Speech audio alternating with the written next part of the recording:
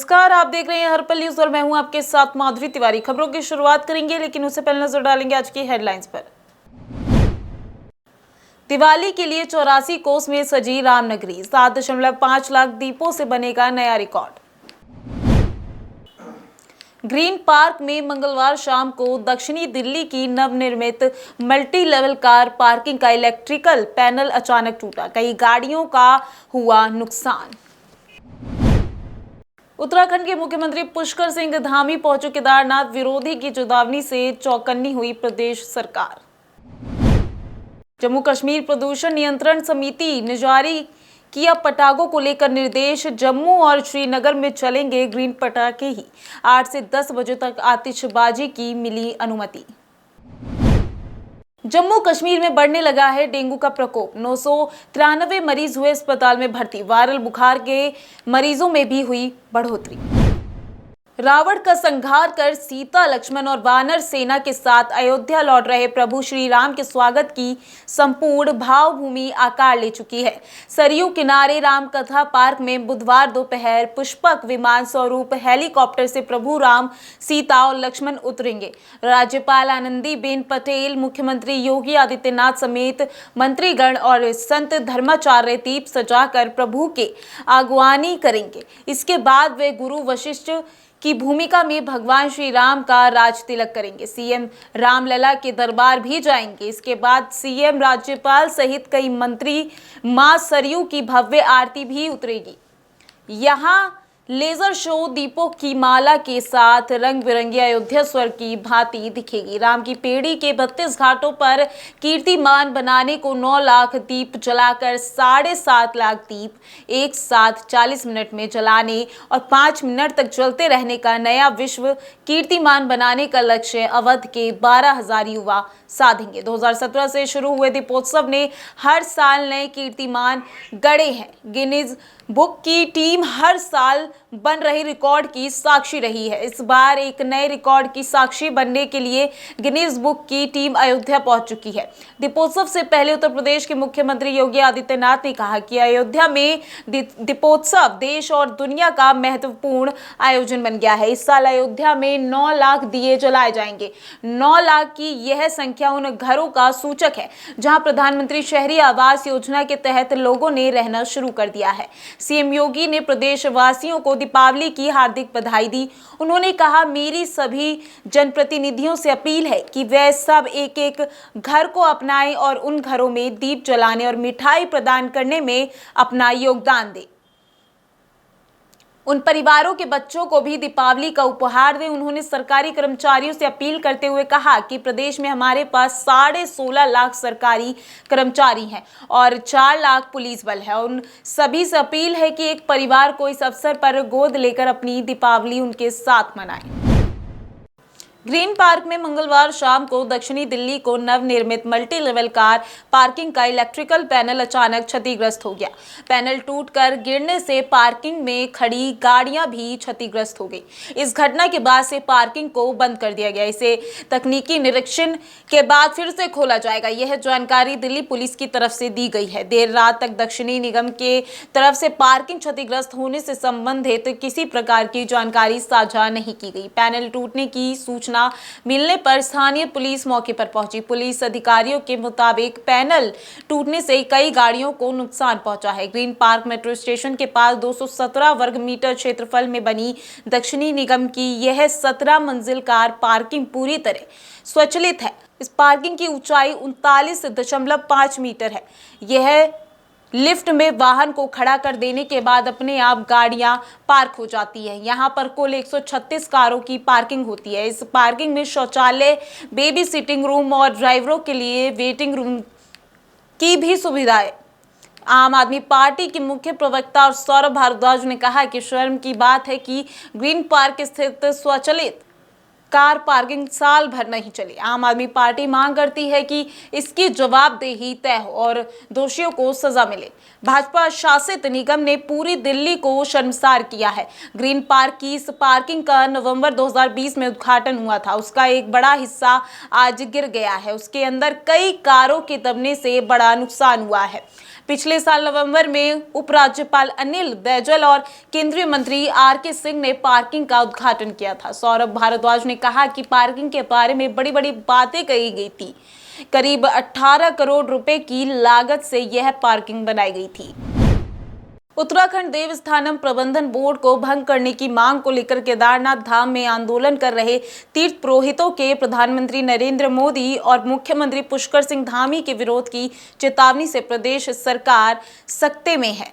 सरकारी तंत्र के हाथ पांव फूल गए हैं। सरकार के मंत्री पीएम के कार्यक्रम के बहाने केदारनाथ पहुंचकर पुरोहितों के तेवरों को भांप रहे हैं। इसी क्रम में मुख्यमंत्री पुष्कर सिंह धामी, कैबिनेट मंत्री डॉक्टर हरक सिंह रावत और सुबोध उनियाल के साथ बुधवार को केदारनाथ धाम पहुंचे। यहां उन्होंने बाबा केदारनाथ के दर्शन कर आशीर्वाद प्राप्त किया। बाबा के दर्शन के बाद उन्होंने तीर्थ पुरोहितों से भी बातचीत की। इससे पहले मंगलवार को धामी सरकार के शासकीय प्रवक्ता कैबिनेट मंत्री सुबोध उनियाल धाम पहुंचे, जहां उन्होंने उन सभी पंडा पुरोहितों से चर्चा की जो सोमवार को पूर्व मुख्यमंत्री त्रिवेंद्र सिंह रावत, प्रदेश भाजपा अध्यक्ष मदन कौशिक और कैबिनेट मंत्री डॉक्टर धन सिंह रावत के विरोध में शामिल थे। उनियाल के मुताबिक उनकी तीर्थ पुरोहितों से बेहद सौंदर्यपूर्ण से माहौल रहा और अच्छी खासी बातचीत हुई। सूत्रों का कहना है कि तीर्थ पुरोहितों व पंडित समाज के लोगों ने कैबिनेट मंत्री को भी दो टूक कह दिया कि यह देवस्थानम बोर्ड पर जल्द सरकार कोई ठोस निर्णय नहीं लेती है तो वह प्रधानमंत्री और मुख्यमंत्री का विरोध करने से भी पीछे नहीं रहेंगे। तीर्थ पुरोहितों का कहना है कि वे सीएम से लेकर पीएम तक अपनी बात रखना चाहते हैं। बीते सितंबर में मुख्यमंत्री पुष्कर सिंह धामी ने कहा था कि 30 अक्टूबर तक देवस्थानम बोर्ड को लेकर ठोस निर्णय लिया जाएगा। इस दौरान कमेटी भी गठित की गई थी, लेकिन चारधाम तीर्थ पुरोहित और हक से कोई वार्ता नहीं की गई है। सरकार कोई निर्णय नहीं ले पाई है, इस कारण वे उग्र आंदोलन के लिए बाध्य हैं। केंद्र शासित प्रदेश में प्रदूषण पर नियंत्रण के लिए जम्मू कश्मीर प्रदूषण नियंत्रण समिति ने त्योहारी सीजन के दौरान राजधानी जम्मू और श्रीनगर शहर में केवल ग्रीन पटाखों की बिक्री और उपयोग के निर्देश जारी किए हैं। इसके तहत दिवाली या अन्य त्योहारों में गुरु पर्व, क्रिसमस और नए साल के उत्सव के दौरान रात 8 से रात 10 बजे तक बीच 2 घंटे ही ग्रीन पटाखे चलाने की अनुमति होगी। इसके साथ हानिकारक रसायनों से तैयार पटाखों पर सख्ती से प्रतिबंध लगाने के निर्देश जारी किए गए हैं। हानिकारक रसायनों में barium salt, lithium, mercury, antimony और अन्य संबंधित रसायनों से निर्मित पटाखे वातावरण में प्रदूषण बढ़ाने के साथ मानव स्वास्थ्य के लिए हानिकारक पाए गए हैं। लिहाजा इनकी बिक्री और उपयोग पर सख्ती से प्रतिबंध लगाया जाए। एनजीटी और सर्वोच्च न्यायालय के आदेश और अंडर सेक्शन 17 और वायु अधिनियम 1981 के तहत शक्तियों का हवाला देते हुए जम्मू कश्मीर में प्रदूषण के अनुकूलित स्तर को कायम रखने के लिए संज्ञान लिया गया। दिवाली के बाद गुरु पर्व, क्रिसमस और नए साल के त्योहारों के दौरान पटाखों का भरपूर उपयोग किया जाता है। ग्रीन पटाखों के अलावा अन्य दूसरे पटाखों की बिक्री और उपयोग उल्लंघन में सख्त कार्रवाई के निर्देश दिए गए हैं। सर्वोच्च न्यायालय की ओर से 29 तारीख को प्रतिबंधित पटाखों के निर्माण, उपयोग और बिक्री संबंधी जरूरी आदेश जारी किए गए थे। जम्मू कश्मीर में अब तक मिले कुल 993 डेंगू के मामलों में से जिला जम्मू से 64% मामले हैं। जम्मू में मंगलवार को 33 नए मामलों के साथ आंकड़ा 639 तक पहुंच गया। शहर के कई इलाकों में डेंगू से प्रभावित है। तापमान में गिरावट के बावजूद अस्पतालों में डेंगू के पीड़ितों का पहुंचना जारी है। वायरल बुखार के मरीजों की संख्या में भी बढ़ोतरी हुई है। इसके अलावा जिला कठुआ और सांबा अधिक प्रभावित है। अब तक जम्मू में 2, सुंदरबनी में 1 और उधमपुर से 1 डेंगू मरीज की मौत हो चुकी है। जम्मू शहर में रिहाड़ी, बख्शीनगर, त्रिकुटा नगर और गांधीनगर, सुभाष नगर आदि क्षेत्रों में डेंगू से प्रभावित हो चुका है। इन इलाकों से नियमित तौर पर डेंगू के मामले मिल रहे हैं। शहर के अधिकांश स्थानों में डेंगू दस्तक दे चुका है। जीएमसी जम्मू और एसएमजीएस अस्पताल जम्मू सहित अन्य अस्पतालों में दैनिक आधार पर बड़ी संख्या में डेंगू के मरीज पहुंच रहे हैं। इसमें बच्चों से लेकर हर आयु वर्ग के लोग प्रभावित हैं। मंगलवार को सांबा में 12 नए मामलों के साथ आंकड़ा 87 तक पहुंच गया। जिला कठुआ में अब तक 172 डेंगू के मामले मिल चुके हैं। केंद्र शासित प्रदेश दादरा और नगर हवेली से 7 बार सांसद रहे मोहन डेलकर की पत्नी कलावती डेलकर ने 51,000 वोटों से उपचुनाव में जीत दर्ज की है। मोहन डेलकर की मुंबई के होटल में संदिग्ध हालत में मौत हो गई है। यहां 30 अक्टूबर को उपचुनाव हुए थे। इसमें उनकी पत्नी कलावती शिवसेना के टिकट पर चुनाव मैदान में उतरी थी। उन्होंने बीजेपी के महेश गावित को हराया। कांग्रेस के महेश धोड़ी इस सीट पर तीसरे नंबर पर रहे। कलावती की इस जीत के साथ ही शिवसेना ने पहली बार महाराष्ट्र के बाहर लोकसभा चुनाव में जीत दर्ज की है। मोहन डेलकर 1989 से अब तक भाजपा, कांग्रेस, भारतीय नवशक्ति पार्टी के उम्मीदवार के तौर पर और निर्दलीय को मिलाकर 7 बार लोकसभा के लिए चुने जा सके थे। ऐसे में उनके परिवार और शिवसेना के लिए यह प्रतिष्ठा की सीट थी। इधर बीजेपी ने आदिवासी युवा चेहरे महेश गावित को मैदान में उतारा था। कलावती डेलकर के पूरे चुनाव की जिम्मेदारी उनके बेटे अभिनव डेलकर ने संभाली थी। ऐसे में कलावती के जीतने पर जीत को सहरा उनके बेटे के सिर पर ही बनेगा। मोहन डेलकर की लाश मुंबई सी ग्रीन होटल से मिली थी। मोहन डेलकर की मौत के बाद विवाद खड़ा हो गया था। शुरू में डेलकर की मौत की वजह आत्महत्या बताई जा रही थी, लेकिन जो सुसाइड नोट मिला था उसमें दादरा नगर हवेली के एडमिनिस्ट्रेटर प्रफुल्ल पटेल पर आत्महत्या के लिए दबाव बनाने का आरोप लगाया गया था। डेलकर की पत्नी कलावती और बेटे अभिनव ने जिम्मेदार लोगों के खिलाफ सख्त कार्रवाई की मांग की थी। बाद में मुख्यमंत्री उद्धव ठाकरे ने एसआईटी गठित कर इस मामले की जांच का आदेश दिया था। यह जांच अभी भी लंबित है। देश में 3 लोकसभा और 13 राज्यों की 29 विधानसभा सीटों पर हुए उपचुनाव की मतगणना पूरी हो गई है। मध्य प्रदेश में बीजेपी ने 2 विधानसभा पट व पृथ्वीपुर और खंडवा लोकसभा सीट जीतकर, जबकि बिहार में उसकी सहयोगी जेडीयू ने 2 विधानसभा सीट तारापुर व कुशेश्वर स्थान जीतकर अपने लिए मंगलवार का दिन शुभ साबित किया है। बिहार में जेल से जमानत मिलने पर उपचुनाव में प्रचार करने का आरजेडी सुप्रीमो लालू प्रसाद यादव का दांव कम नहीं आया। उधर कांग्रेस ने मध्य प्रदेश की रेंगांव सीट पर 31 साल बाद जीत हासिल करने का, साथ ही राजस्थान में धरियावाद और बल्लभनगर विधानसभा सीट पर जीत हासिल की। लेकिन कांग्रेस ने असली चौंकाने वाली काम तो तब किया जब हिमाचल प्रदेश में, जहां सत्ताधारी बीजेपी को पछाड़ते हुए कांग्रेसी उम्मीदवारों ने मंडी लोकसभा सीट पर 3 विधानसभा सीटों पर उपचुनाव में जीत हासिल की। राज्य के मुख्यमंत्री और बीजेपी नेता जयराम ठाकुर ने इस हार के लिए महंगाई के कारण जनता को नाराजगी का जिम्मेदार बताया।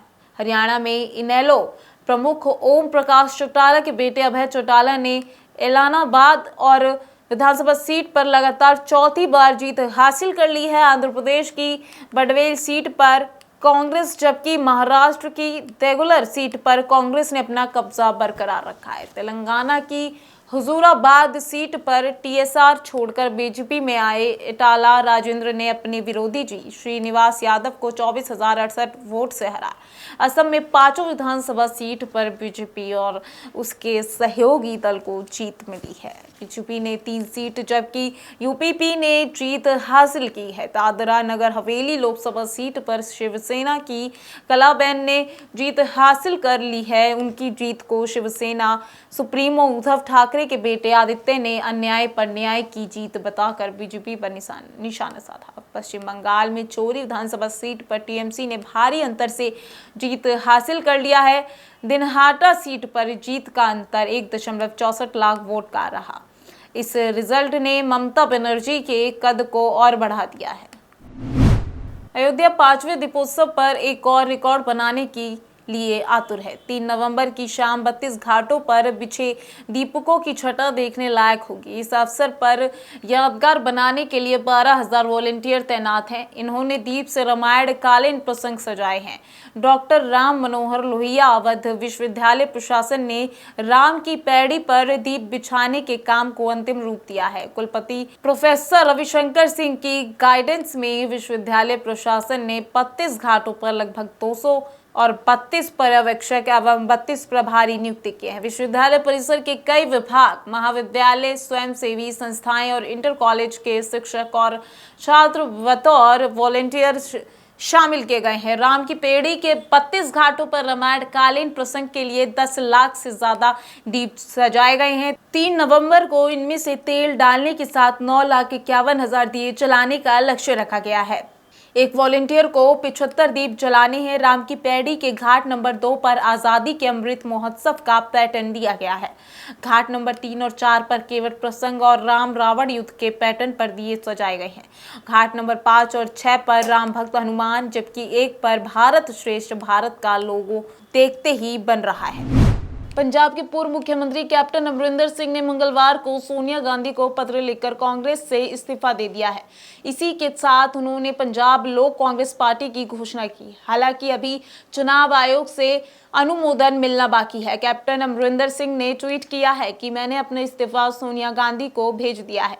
पंजाब लोक कांग्रेस नई पार्टी का नाम होगा। हालांकि अभी पंजीकरण बाकी है। पार्टी का चुनाव चिन्ह बाद में मिलेगा। सोनिया गांधी को भेजे 7 पन्नों के पत्र में कैप्टन ने नवजोत सिंह सिद्धू पर जमकर निशाना साधा है। उन्होंने लिखा है कि मेरे लगातार चिताने के बावजूद और पंजाब के सभी सांसदों की सर्वसम्मति से बनी सलाह के बाद आपने पाकिस्तान प्रेमी एक अनुचर को नियुक्त करने का फैसला लिया, जिसने सार्वजनिक तौर पर पाकिस्तान के सेना प्रमुख जनरल बाजवा और इमरान खान को गले लगाया है। साथ ही कैप्टन ने कहा कि सिद्धू को राहुल और प्रियंका गांधी का संरक्षण प्राप्त था, जबकि आपने आंखें मूंद ली थी।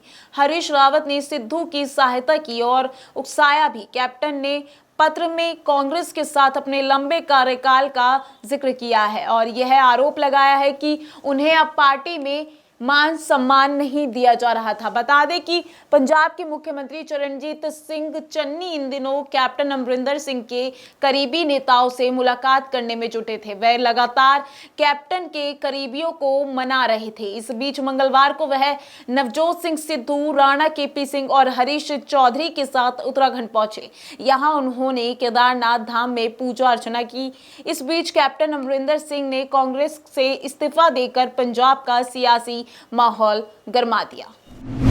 दिल्ली एनसीआर की हवा 3 दिन से लगातार बिगड़ रही है। 24 घंटे में एनसीआर के अधिकांश शहरों के साथ साथ दिल्ली की हवा बहुत खराब श्रेणी में दर्ज की गई है।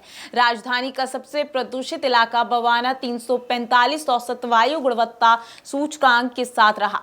इसके बाद नरेला सबसे प्रदूषित इलाका दर्ज किया गया। पृथ्वी विज्ञान मंत्रालय की वायु मानक संस्था सफर इंडिया का अनुमान है दिवाली की रात तक वायु गुणवत्ता का स्तर गंभीर श्रेणी में पहुंच सकता है। सफर के मुताबिक बीते 24 घंटे में पड़ोसी राज्य में पराली जलाने के 1795 मामले दर्ज किए गए हैं। इससे उत्पन्न होने वाले PM 2.5 तत्व की प्रदूषण में 6% हिस्सेदारी दर्ज की गई है। इस समय हवा की दिशा दक्षिण, पश्चिम और पूर्व दिशा की ओर है। इस वजह से अधिक पराली जलाने के बाद भी दिल्ली में धुआं कम पहुंच रहा है। सफर का अनुमान है कि दिवाली की रात से पराली का धुआं बढ़ना शुरू हो गया था। 6 नवंबर तक इसका प्रभाव देखने को मिलेगा। इन दिनों 2 दिनों के अंदर पराली के धुएं की हिस्सेदारी 20 से 30% तक दर्ज की जा सकती है। इससे हवा में PM 2.5 और PM 10 के स्तर में भी इजाफा होगा और यह बहुत खराब से लेकर गंभीर श्रेणी तक दर्ज हो सकता है। मंगलवार को हवा में PM 10 का स्तर 252 और PM 2.5 का स्तर 131 माइक्रोग्राम प्रति घन मीटर रहा। केंद्रीय प्रदूषण नियंत्रण बोर्ड के मुताबिक मंगलवार को दिल्ली का औसत वायु गुणवत्ता सूचकांक 24 अंकों की बढ़ोतरी के साथ 303 रहा, जो कि एक दिन पहले 281 रहा था। इसके अलावा फरीदाबाद का AQI 306, गाजियाबाद का 334, ग्रेटर नोएडा का 276, गुरुग्राम का 287 और नोएडा का 303 AQI रहा। तालिबान के कब्जे के बाद से अफगानिस्तान की स्थिति काफी खराब हो गई है।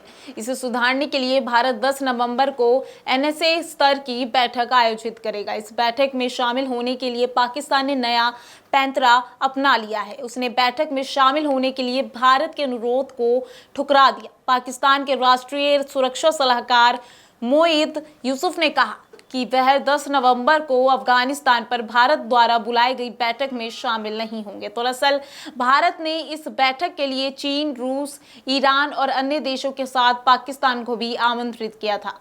यूसुफ ने कहा, एक बिगाड़ने वाला शांति दूत की भूमिका नहीं निभा सकता। इसलिए बैठक में नहीं जाएंगे। वहीं इससे पहले पाकिस्तान के विदेश कार्यालय ने भारत के निमंत्रण को स्वीकार किया था, लेकिन यह भी कहा कि उचित समय पर निर्णय लिया जाएगा। विदेश मंत्री शाह महमूद कुरैशी ने पहले कहा था कि पाकिस्तान का निर्णय दो परमाणु सशस्त्र पड़ोसियों के बीच संबंधों की वर्तमान स्थिति को ध्यान में रखते हुए होगा।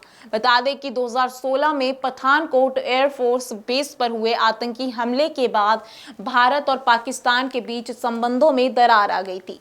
उरी में भारतीय सेना के शिविर पर हमला और इसके बाद हुए हमलों ने दोनों देशों के रिश्ते को और खराब कर दिया। मालूम हो कि साल 2019 में पुलवामा आतंकी हमले में सीआरपीएफ के 40 जवान शहीद हो गए थे। इसके जवाब में भारत के युद्ध विमानों ने 26 फरवरी 2019 को पाकिस्तान के अंदर जैश-ए-मोहम्मद के आतंकी प्रशिक्षण शिविर पर हमला किया था।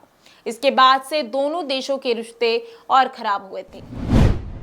फिलहाल के लिए आज की खबरों में बस इतना ही। देखते रहिए हर्पल न्यूज़। नमस्कार।